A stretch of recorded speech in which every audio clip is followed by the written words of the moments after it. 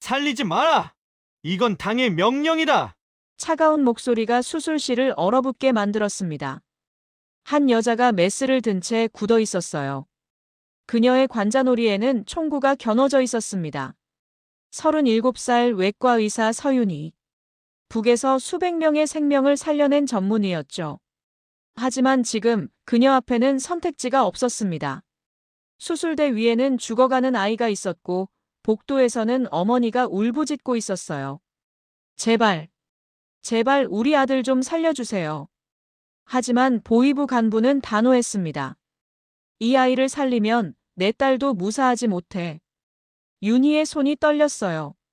살리면 10살 딸 하늘이가 위험하고 살리지 않으면 의사로서의 양심이 죽는 순간.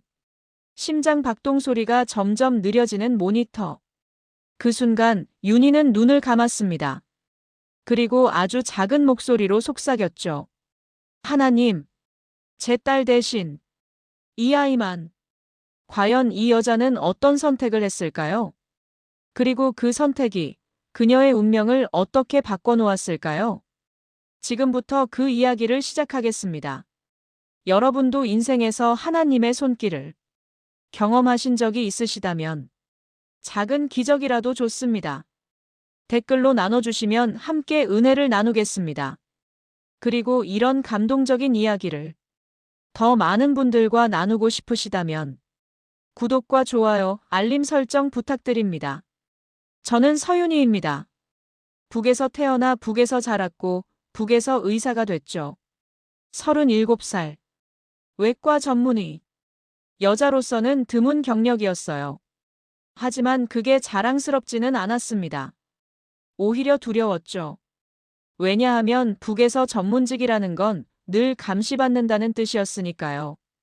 제가 살아온 삶은 안정과는 거리가 멀었습니다. 매일 아침 눈을 뜨면 오늘도 무사히 하루를 넘겨야 한다는 생각뿐이었어요. 작은 실수 하나도 용납되지 않는 곳. 그게 제가 살던 세상이었습니다. 그래도 저에겐 지켜야 할 사람이 있었어요. 제 딸 윤하늘이요. 10살짜리 작은 아이였지만 제게는 세상 전부였습니다. 하늘이를 지키기 위해서라도 저는 체제에 순응하며 조용히 살아야 했어요. 고개 숙이고 말 잘 듣고 눈에 띄지 않게. 그렇게 살아야만 우리가 안전할 수 있었으니까요. 그런데 어느 날 제게 명령이 떨어졌습니다. 중국 접경 지역에 있는 룽화 인민병원으로 파견을 가라는 거였어요. 동무는 더 높은 의료 수준을 경험할 기회를 얻었소. 감시원들은 그렇게 말했지만 저는 믿을 수가 없었습니다. 기회라고요? 북에서 기회란 말은 대부분 함정이었으니까요. 하지만 거부할 수는 없었어요. 명령이니까요. 저는 하늘이의 손을 꼭 잡고 집을 나섰습니다. 엄마, 우리 어디 가는 거야? 괜찮아, 하늘아. 엄마 믿어. 하지만 사실 저도 확신이 없었어요.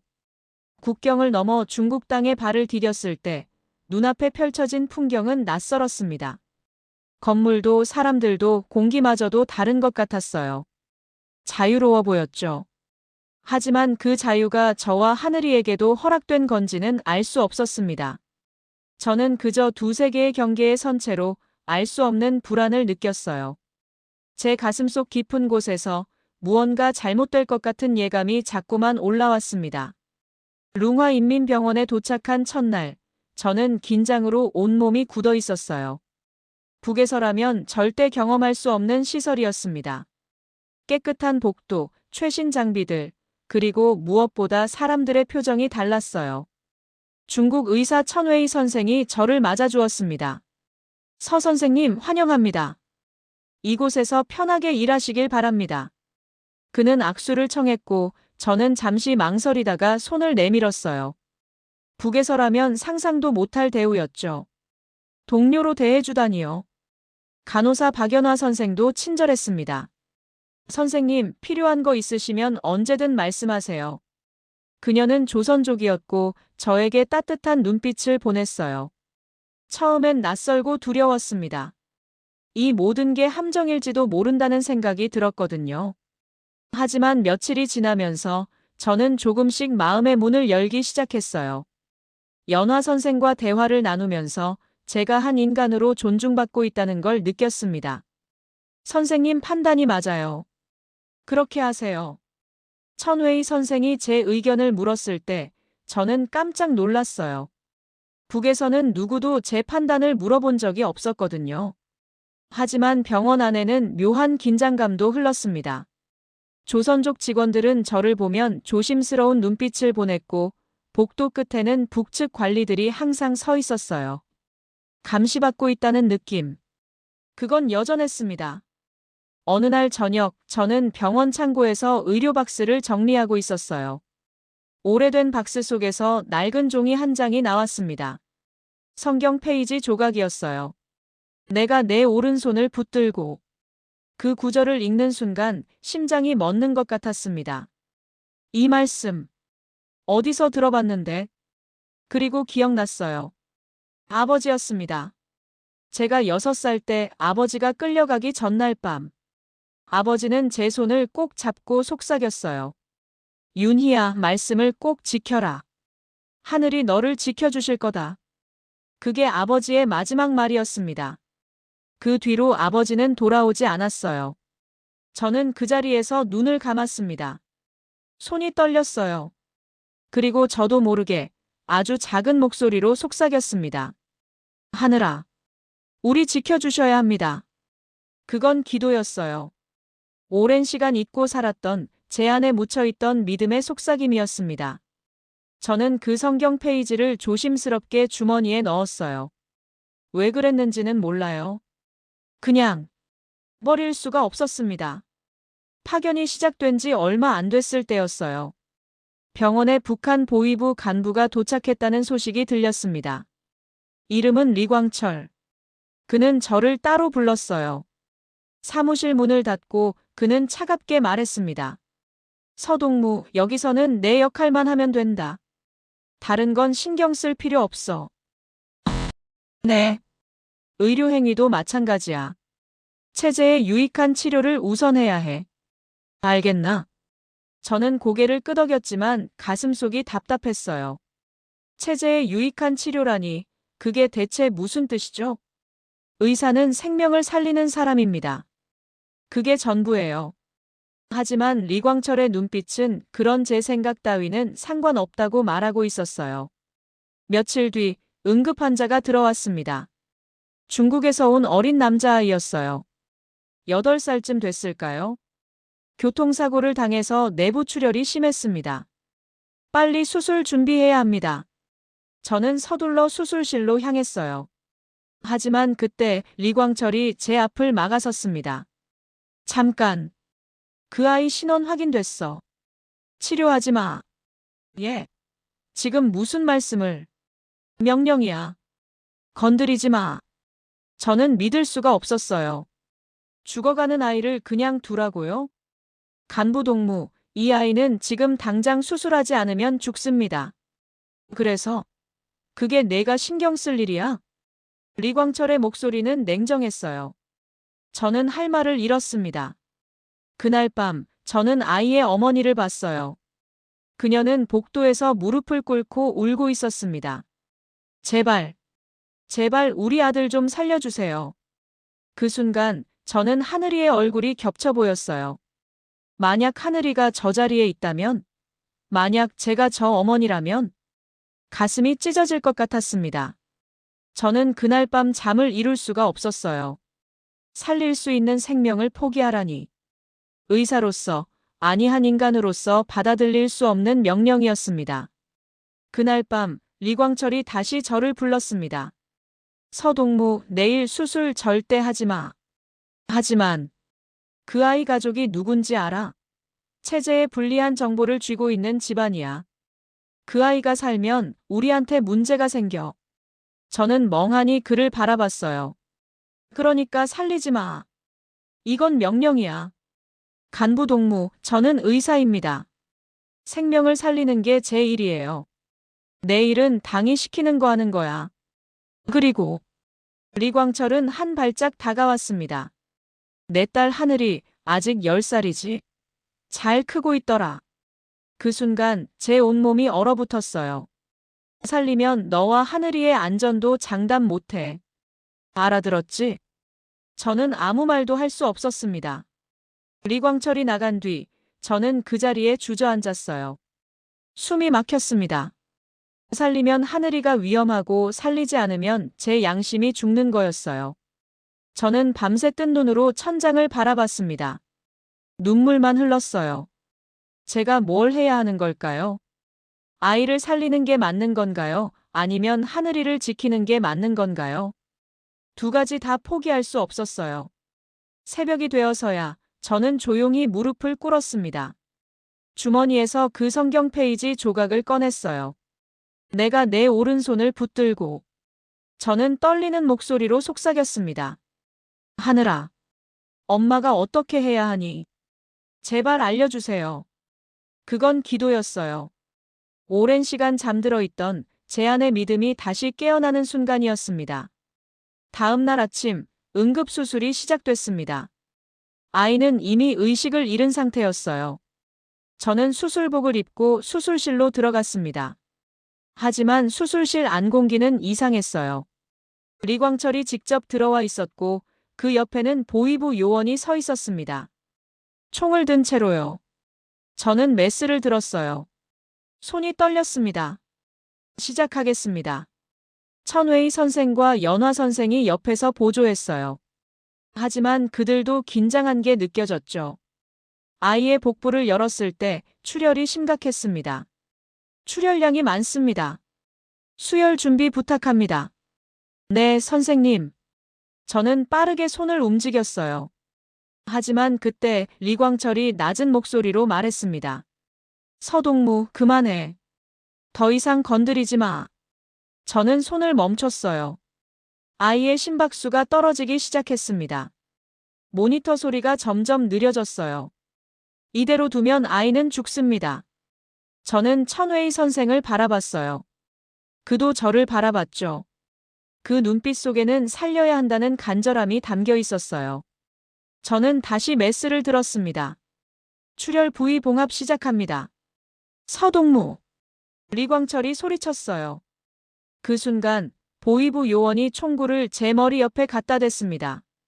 차갑고 단단한 금속 감촉이 느껴졌어요. 건드리지 마라. 수술실이 얼어붙었습니다.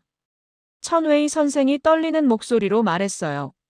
리 간부님, 이건 너무합니다. 닥쳐. 저는 눈을 감았어요. 그리고 속으로 기도했습니다. 하나님, 제 딸 대신 이 아이만 제발. 그리고 저는 결정했어요. 손을 멈추지 않기로요. 봉합 계속합니다. 서윤이. 리광철이 다시 소리쳤지만 저는 멈추지 않았습니다. 손이 떨렸지만 메스는 정확하게 움직였어요. 출혈을 막고 혈관을 봉합하고 하나하나 생명을 되살렸습니다. 총구는 여전히 제 머리를 겨누고 있었어요. 하지만 저는 멈출 수 없었습니다. 마침내 아이의 심박수가 안정됐어요. 규칙적인 소리가 수술실에 울려 퍼졌습니다. 저는 그 순간 눈물이 흘러내리는 걸 느꼈어요. 수술 끝났습니다. 천웨이 선생이 저를 바라봤어요. 그의 눈에도 눈물이 고여 있었죠. 하지만 리광철의 얼굴은 굳어 있었습니다. 저는 알고 있었어요. 이제 제게 남은 건 도망치는 것뿐이라는 걸요. 수술이 끝나고 저는 수술복을 벗으며 복도로 나왔어요. 다리가 후들거렸습니다. 연화 선생이 제 팔을 붙잡았어요. 선생님, 빨리 가셔야 해요. 예. 지금 체포 명령 떨어졌어요. 리 간부가 평양에 보고했대요. 제 머릿속이 하얘졌습니다. 하늘이는 제가 데리고 나갈게요. 선생님은 먼저 병원 뒤편으로 가세요. 빨리요. 연화 선생이 제 손에 작은 종이를 쥐어줬어요. 이 주소로 가세요. 도와줄 사람이 있을 거예요. 저는 고맙다는 말도 제대로 못하고 뛰기 시작했어요. 복도를 달리는데 뒤에서 발소리가 들렸습니다. 서윤이, 멈춰. 보위부 요원들이 쫓아오고 있었어요. 저는 비상계단으로 뛰어들었습니다. 심장이 터질 것 같았어요. 계단을 내려가는데 갑자기 주머니에서 무언가 떨어졌어요. 성경 페이지 조각이었습니다. 저는 그걸 다시 집어들었어요. 내가 내 오른손을 붙들고 그 순간 이상하게도 마음이 조금 진정됐습니다. 마치 누군가 제 손을 잡아주는 것 같았어요. 저는 병원 뒤편 출구로 빠져나왔습니다. 어둠 속에서 연화 선생이 하늘이를 데리고 기다리고 있었어요. 엄마, 하늘아. 저는 하늘이를 꼭 껴안았습니다. 선생님, 이제 가세요. 빨리요. 연화 선생님. 정말 감사합니다. 가세요. 제발 살아남으세요. 저는 하늘이의 손을 잡고 어둠 속으로 뛰어들었어요. 뒤에서 총성이 들렸습니다. 엄마, 무서워. 괜찮아, 하늘아. 엄마가 지켜줄게. 저는 하늘이를 안고 계속 달렸어요. 국경지대의 어둠은 깊었고 추격은 계속됐습니다. 하지만 저는 멈출 수 없었어요. 우리는 이제 체제의 추적을 피해 도망치는 신세가 됐습니다. 하지만 저는 후회하지 않았어요. 그 아이를 살린 것. 그건 제가 한 일 중 가장 옳은 선택이었으니까요. 우리는 국경 근처로 향했어요. 연화 선생이 알려준 주소는 국경 너머였습니다. 하지만 그곳에 가려면 얼어붙은 강을 건너야 했어요. 한겨울이었고 강물은 얼어 있었지만 완전히 얼지는 않았습니다. 엄마, 여기 건너야 해. 응, 하늘아. 조심히 가자. 저는 하늘이의 손을 꼭 잡고 얼음 위에 발을 디뎠어요. 얼음이 삐걱거렸습니다. 한 걸음, 두 걸음. 천천히, 아주 천천히 걸었어요. 그런데 뒤에서 소리가 들렸습니다. 저기다. 잡아. 보이부 요원들이 강가에 도착했어요. 빨리 가, 하늘아. 저는 하늘이를 안고 뛰기 시작했습니다. 그런데 그때 얼음이 갈라지는 소리가 들렸어요. 엄마. 하늘이가 비명을 질렀어요. 얼음이 깨졌습니다. 저는 찬물 속으로 빠져들었어요. 너무 차가웠어요. 숨을 쉴 수가 없었습니다. 하늘아. 미안해. 엄마가. 그 순간 물 위로 무언가 떠올랐어요. 흰색 종이였습니다. 성경 페이지 조각. 그게 물 위에 떠서 마치 길을 안내하듯 얼음 위에 펼쳐져 있었어요. 엄마. 여기야. 하늘이가 제 팔을 붙잡았습니다. 저는 마지막 힘을 다해 하늘이의 손을 잡았어요. 그리고 얼음 위로 기어 올랐습니다. 온몸이 얼어붙는 것 같았지만 저는 멈추지 않았어요. 하늘아, 조금만 더. 조금만 더 가자. 저는 하늘이를 끌고 강 건너편으로 기어갔습니다. 뒤에서 총소리가 들렸어요. 하지만 우리는 이미 강을 건넌 뒤였습니다. 저는 눈 위에 쓰러졌어요. 숨이 가빠서 더 이상 움직일 수가 없었습니다. 엄마, 괜찮아? 응. 괜찮아. 하늘아. 저는 떨리는 손으로 성경 페이지를 집어들었어요. 젖어서 글씨가 번졌지만 여전히 읽을 수 있었습니다. 내가 내 오른손을 붙들고. 저는 눈물을 흘리며 속삭였어요. 주님. 제발. 우리 좀 살려주세요. 그리고 저는 정신을 잃었습니다. 정신을 차렸을 때 저는 눈 속에 누워 있었어요.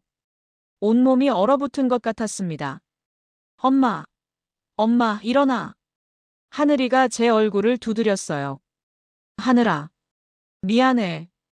저는 겨우 일어섰습니다. 하지만 다리에 힘이 없었어요. 엄마, 우리 어떻게 해? 저는 주변을 둘러봤어요. 어둠뿐이었습니다. 길도 보이지 않았어요. 그때 멀리서 불빛이 보였습니다. 차 한 대가 이쪽으로 오고 있었어요. 하늘아, 저기. 차가 온다. 저는 마지막 힘을 짜내서 일어섰습니다. 차가 가까이 왔을 때 저는 그게 하얀 트럭이라는 걸 알았어요. 옆면에 국제구호단체 마크가 그려져 있었습니다. 트럭이 멈췄어요. 운전석 문이 열리고 중년 남자가 내렸습니다. 괜찮으세요? 여기서 뭐 하세요? 그는 깜짝 놀란 표정으로 저희를 바라봤어요. 저는 한마디도 하지 못하고 그냥 눈물만 흘렸습니다. 빨리 타세요. 여긴 위험해요. 그가 저희를 트럭에 태웠어요. 따뜻한 담요를 덮어주고 물을 건넸습니다. 어디서 오신 거예요? 저는 대답할 수가 없었어요. 그냥 고개를 숙이고 울기만 했죠. 그가 제 손을 잡았을 때 젖은 성경 페이지 조각이 그의 손에 닿았어요.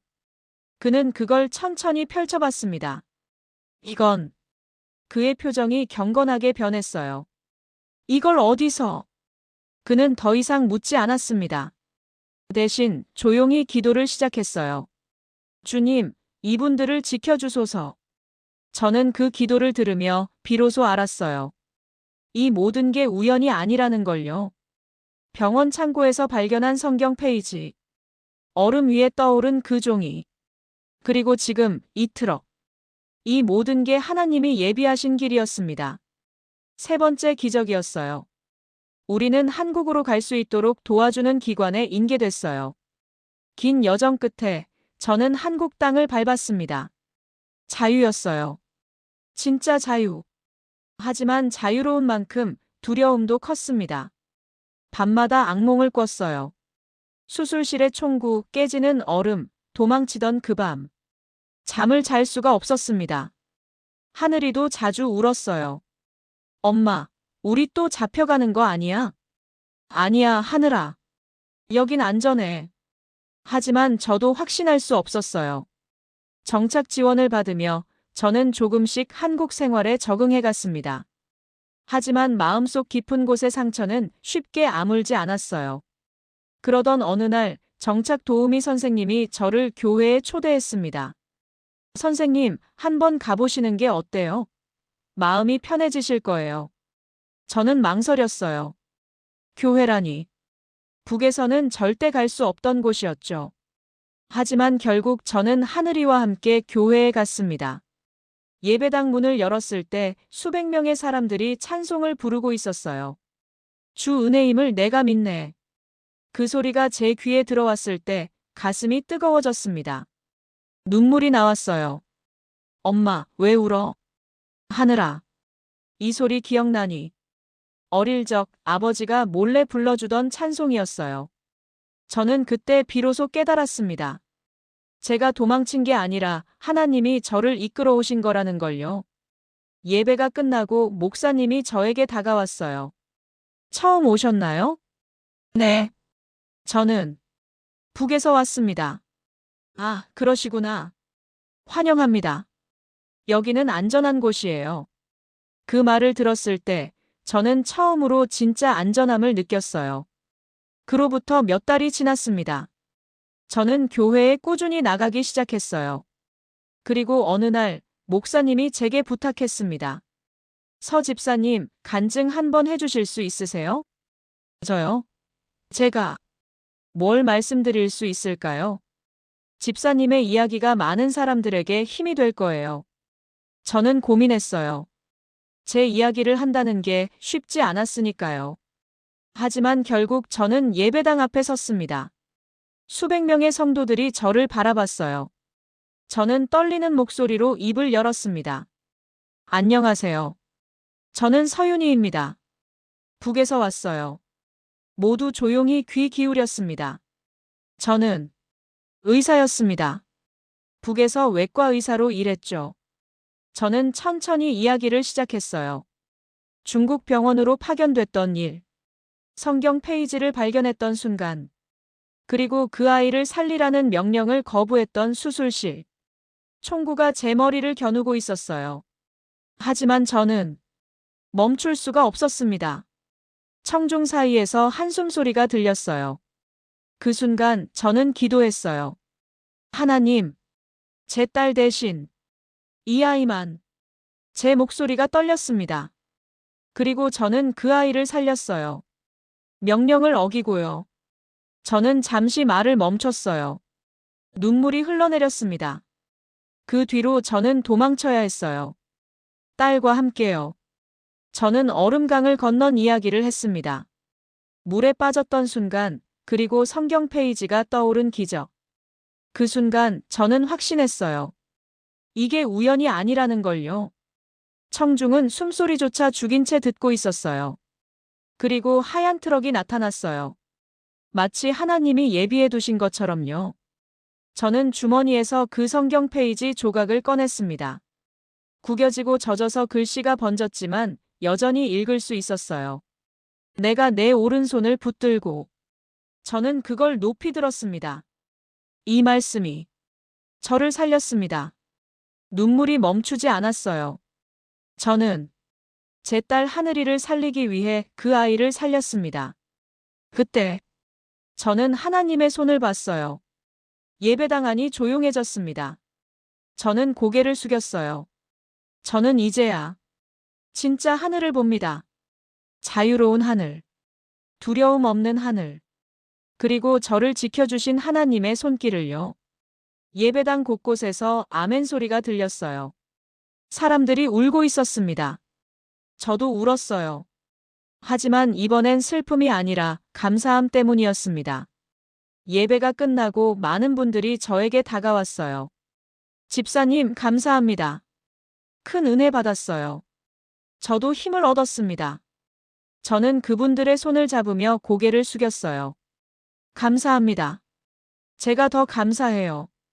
그날 밤, 저는 하늘이와 함께 기도했습니다. 하늘아, 우리 기도하자. 응, 엄마.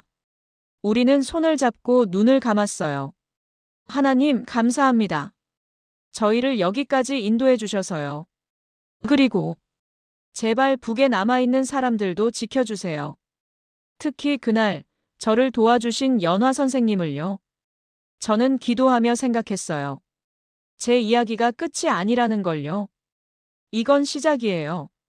누군가에게는 희망이 되고 누군가에게는 용기가 되는 이야기. 그리고 무엇보다 하나님의 손길이 여전히 살아계시다는 증거. 저는 이제 압니다. 얼어붙은 국경 위에서 드렸던 그 기도가 진짜 하늘에 닿았다는 걸요. 그리고 그 기도는 또 다른 누군가의 기적을 시작하게 만들 거예요.